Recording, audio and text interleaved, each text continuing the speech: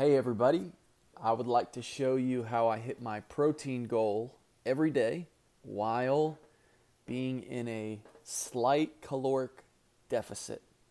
So first we start out with a few cups of coffee in the morning. I drink the first two black, and then the second one I start to add stuff. Here I've got Swerve Confectioner's sugar. It's a sugar alternative.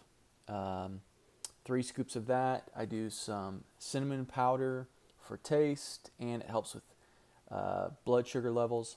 Collagen peptides, this part's really helpful.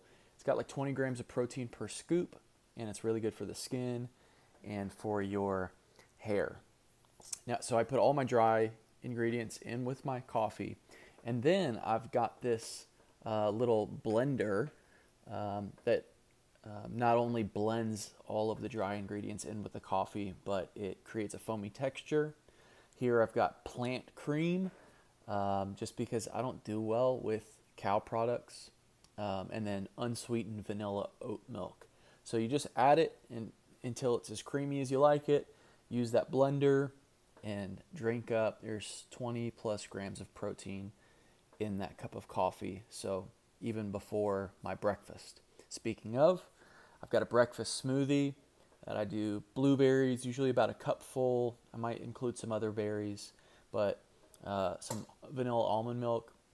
Blueberries really good for blood sugar levels, fiber, and then I've got this super green powder because greens are hard for me to digest, and so I just try to knock some of them out in the morning with that powder. Cinnamon powder, chia seeds, because you're going to need fiber if you're going high protein, and then husk powder, which is another type of powder.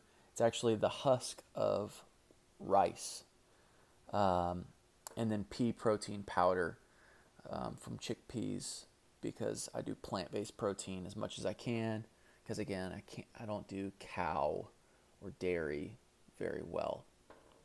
I fill the rest up with water. Sometimes I make it a little bit more hearty.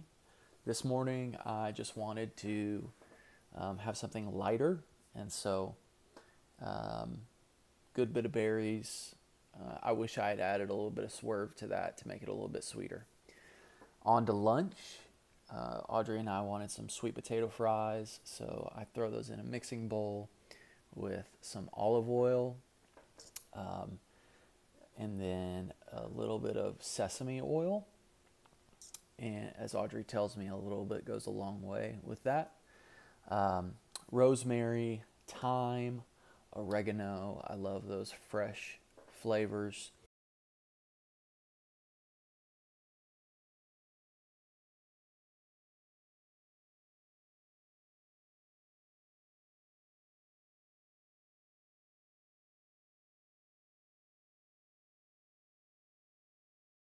A bunch of black cracked pepper, and then some iodized salt. You got to get your iodine in, so like table salt is a good thing. I also use pink Himalayan salt occasionally.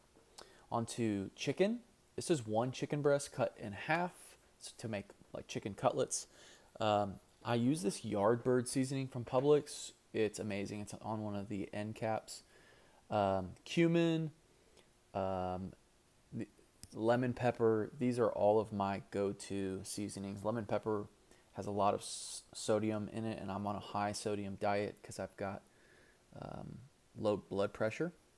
I'm going to do the same thing on the other side, except this time I'm going to add sesame seeds onto the top side, so those give it a little bit of a crisp and a nice texture.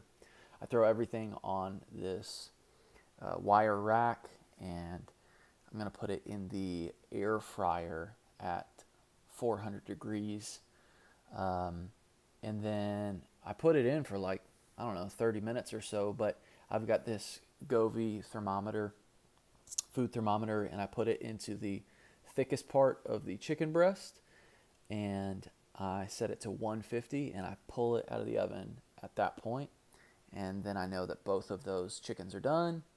And I'll actually eat both of those chickens before I get back to the sweet potatoes.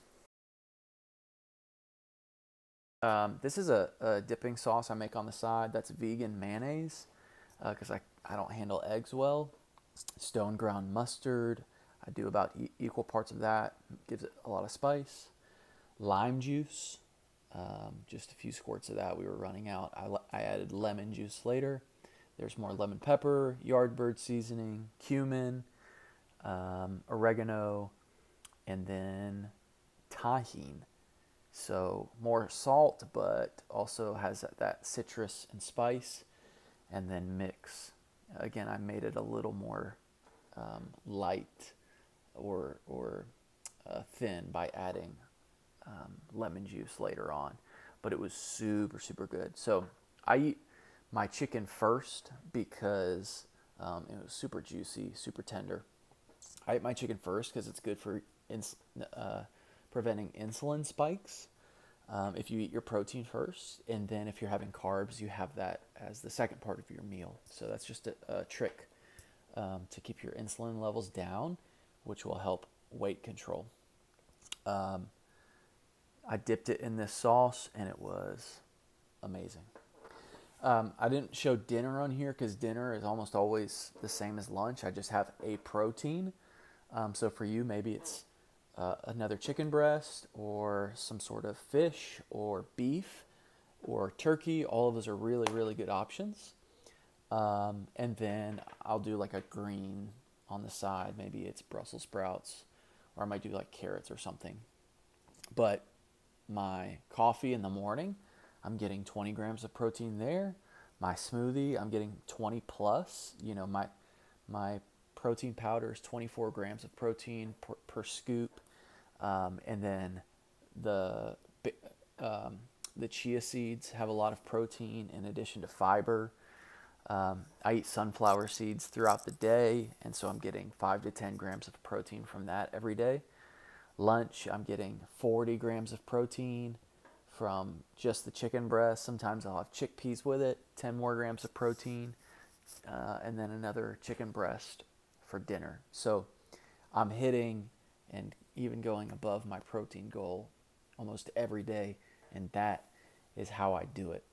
Now, with a high protein diet, you got to remember to keep your fiber high to help with digestion. But this should also really help control your cravings. And so if you're still not feeling super full, add more fats to your diet, like healthy fats, avocado, and things like that. And that will help a ton. I hope this video helped you hit your protein goals while staying at a slight caloric deficit. Happy eating, everybody.